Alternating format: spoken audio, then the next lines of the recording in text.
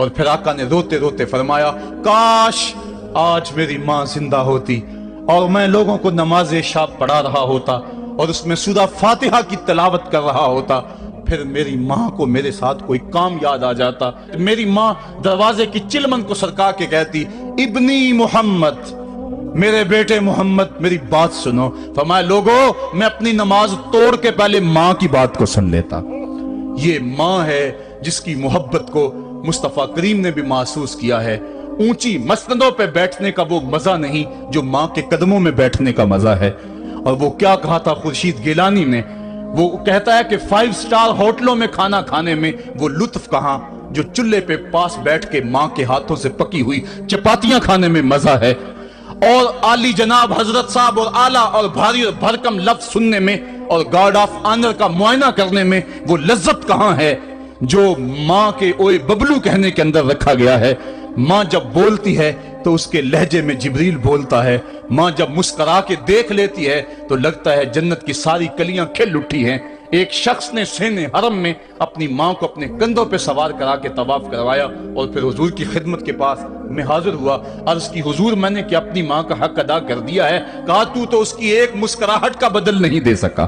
ماں جب مسکراتی ہے تو اس کے لہجے میں اتنی مٹھاس ہوتی ہے، میں کہتا ہوں ساری دنیا کے شہد نچوڑ دیے جائیں اتنی محبت پیدا نہیں ہوتی جتنی محبت ماں کے لہجے میں ہے۔ جب وہ بیٹے کو اوئے ببلو اوئے مٹھو کہہ کے پکارتی ہے، اوئے بیٹا کہہ کے پکارتی ہے، آواز دیتی ہے، تو ماں کے لہجے کے اندر وہ رس گل رہا ہوتا ہے کہ حوریں بھی آفرین آفرین کر رہی ہوتی ہیں۔ ماں کے بے ادب ہاتھ جوڑ کے ماں سے معافی مانگ لیں، باپ کے گستاخ ہاتھ جوڑ کے باپ سے معافی مانگ لے، یہ سرمایہ زندگی میں نہیں ملے گا۔ عموماً قدر نعمت زوال نعمت کے بعد ہوتی ہے۔ آؤ ماں باپ کی قدر کو پہچانیں اور اللہ کی رحمتوں کو لوٹیں۔ علامہ اقبال کی جب والدہ فوت ہوئی تو وہ پھوٹ پھوٹ کے روئے، جوان ہونے کے باوجود ان کی آنکھوں سے آنسو نہیں تھمتے تھے، اور پھر روتے روتے کہتے تھے وطن میں ہوگا اب کس کو میرا انتظار، کون میرا خط نہ آنے سے رہے گا بے قرار، آرزو لے کے تیری خاک کے تربت پہ آؤں گا، اب دعائے نیم شب میں کس کو میں یاد آؤں گا، کون پچھلے پہر اٹھ کے دعا کرے گا، ماں ہی دعا کرتی ہے۔ ماں کے جب ہاتھ اٹھ جاتے ہیں تو اجابت کے سارے دروازے کھل جاتے ہیں۔ ماں جب بولتی ہے اور دعا کے لیے ہاتھ اٹھا دیتی ہے، اللہ رحمت کے سارے دروازے کھول دیتا ہے اور قریب آ کے ماں کی فریاد کو سنتا ہے۔ ماں کی دعا جو اولاد کے حق میں ہے، مظلوم کی دعا اور مسافر کی دعا، حدیث میں آتا ہے یہ 3 دعائیں ایسی ہیں جو رد نہیں ہوتی۔ تو ماں کی دعائیں لیں، ان کی خدمت کریں اور والدین کی رضا چاہیں، اور اللہ کی ناراضگی والدین کی ناراضگی میں ہے۔ جس پہ والدین راضی ہو گئے سمجھ لو خدا اس پہ راضی ہو گیا، اور جس پہ والدین راضی نہیں ہیں چاہے وہ جتنے مرضی لمبے سجدے کرتا رہے، اس کا رب عرش کا رحمان اس پہ راضی نہیں ہو سکتا۔ اللہ کے حبیب صلی اللہ علیہ وسلم نے ارشاد فرمایا الا انبئکم باکبر الکبائر، لوگوں تمہیں بڑے بڑے گناہوں کی خبر نہ دے دوں؟ صحابہ نے عرض کی کیوں نہیں یا رسول اللہ، آپ ارشاد کریں۔ فرمایا الاشراک باللہ وعقوق الوالدین وجلسا وکان متقیا قال الا وقول الزور والشہادۃ الزور۔ حضور فرمایا ایک اللہ کے ساتھ کسی کو شریک ٹھہرانا، اور دوسرا کسی انسان کو قتل کرنا، تیسرا والدین کی نافرمانی کرنا۔ اور حضور اس موقع پہ ٹیک لگائے بیٹھے تھے، ٹیک چھوڑ کے آگے ہو گئے، وجلس وکان متقیا، آگے ہو گئے، اور حضور نے 3 مرتبہ اس بات کو کہا، اور پھر فرمایا اور جھوٹی گواہی دینا اور جھوٹی شہادت دینا۔ تو یہ وہ ہیں جو بڑے بڑے گناہ ہیں۔ میں نے ایک روایت میں پڑھا ہے حضور نے ارشاد فرمایا جنت کی خوشبو 1000 سال کی مسافت سے آنا شروع ہو جائے گی۔ جب لوگ جنت میں جائیں گے تو 1000 سال کی مسافت دور ہی ہوں گے کہ جنت کی خوشبو آنا شروع ہو جائے گی، لیکن 4 اشخاص ہیں جو جنت کی خوشبو نہیں پا سکیں گے۔ وہ کون کون سے ہیں؟ ایک قاطع الرحم، جو رشتہ داریاں توڑتا ہے، کبھی اس سے لڑائی، کبھی اس سے لڑائی، کبھی اس سے لڑائی، حالانکہ حکم ہے سل من قطعک وات من حرمک، جو تجھ سے تعلق توڑے تو اس سے تعلق جوڑ، جو تجھے محروم رکھے تو اس کی جھولیاں بھر دے۔ تو جو رشتہ داریوں کو توڑتا ہے، مقدس رشتوں کو پامال کرتا ہے، بلکہ والدین کے حوالے سے یہ بات بھی سن لیں، بعض اوقات والدہ اپنی بہن سے ناراض ہو جاتی ہے، باپ اپنے بھائیوں سے ناراض ہو جاتا ہے، تو اولاد کو کہتا ہے کہ نہ ملنا، اپنے جو ہے وہ چچا تائے سے نہ ملنا، ماں کہتی ہے اپنی خالہ سے نہ ملنا، تو اب کیا حکم ہے، ملے کہ نہ ملے؟ تو علماء نے اس پہ گفتگو فرمائی ہے کہ قطع رحمی حرام ہے، اور ماں قطع رحمی کا حکم دے رہی ہے، کہتی ہے، اور بندہ سوچتا ہے، بچہ سوچتا ہے کہ میری خالہ تو میری ماں کے پیچھے، میرے چچا میرے تائے تو میرے باپ کے پیچھے ہیں، جب باپ نہیں ملتا تو میرے کیا لگتے ہیں، جب ماں نہیں ملتی تو خالہ اور ماموں میرے کیا لگتے ہیں؟ تو وہ ماں کے پیچھے اور باپ کے پیچھے لگ کر ان عظیم رشتوں کو چھوڑ دیتا ہے، جبکہ لا طاعت المخلوق فی معصیت الخالق، خالق کی معصیت میں مخلوق کی اطاعت نہیں ہوگی۔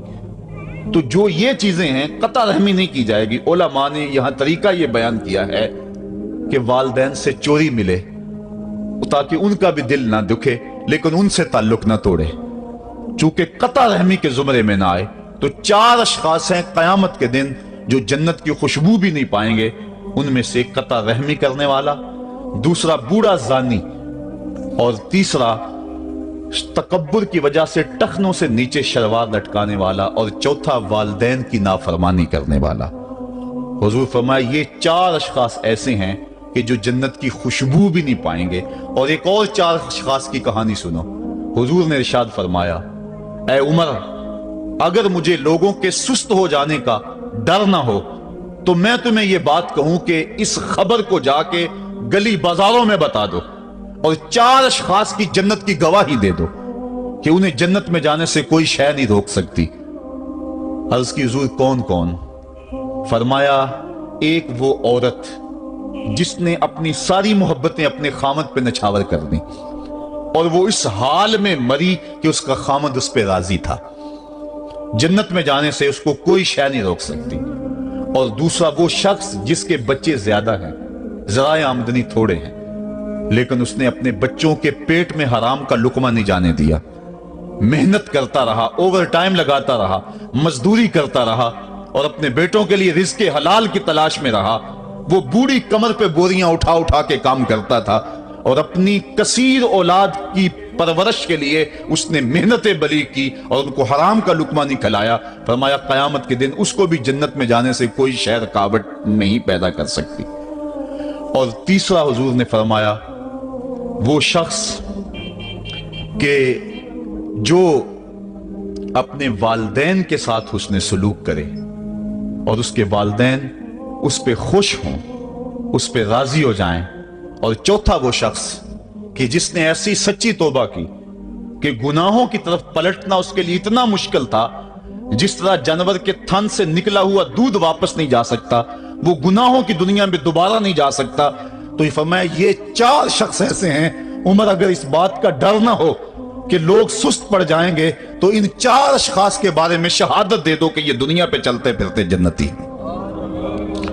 تو ماں باپ کی خدمت کرنے والا، ماں باپ کو راضی رکھنے والا یقیناً اللہ کی نعمتوں کا حقدار ہے۔ وہ بدبخت ہیں بیٹے جو ماں باپ کو راضی نہیں رکھتے۔ اللہ کے حبیب صلی اللہ علیہ وسلم کی خدمت میں ایک شخص حاضر ہوا اور اس نے اذن جہاد طلب کیا، حضور میں جہاد پہ جانا چاہتا ہوں، مجھے اجازت مرحمت فرمائے۔ حضور نے فرمایا احی والدہ کا، کیا تیرے والدین زندہ ہیں؟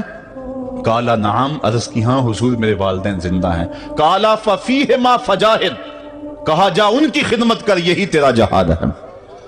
ماں باپ کو بلکتا ہوا چھوڑ جائے اور آپ جہاد پہ چلا جائے، ماں فالج میں گری ہوئی ہے اور بیٹا تبلیغی گشت پہ چلا جائے، باپ تڑپ رہا ہے اور بیٹا پیر کی چوکھٹ پہ جھاڑو دیتا پھرے، اللہ راضی نہیں ہوگا۔ میں سچ کہتا ہوں، اپنے بھی خفا مجھ سے ہیں، بیگانے بھی ناخوش، کہ میں زہر حلاحل کو کبھی کہہ نہ سکا کند، بات وہی کہتا ہوں سمجھتا ہوں جسے حق، نئے ابلائی مسجد ہوں، نئے تہذیب کا فرزند، محمد عربی صلی اللہ علیہ وسلم سے بڑا پیر کون ہو سکتا ہے؟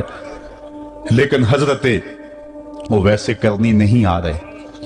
آقا کریم اپنے بٹن کھولتے ہیں اور کرن کی طرف، یمن کی طرف رخ کر کے لمبی سانسیں لیتے ہیں اور کہا میں رحمان کی خوشبو پا رہا ہوں۔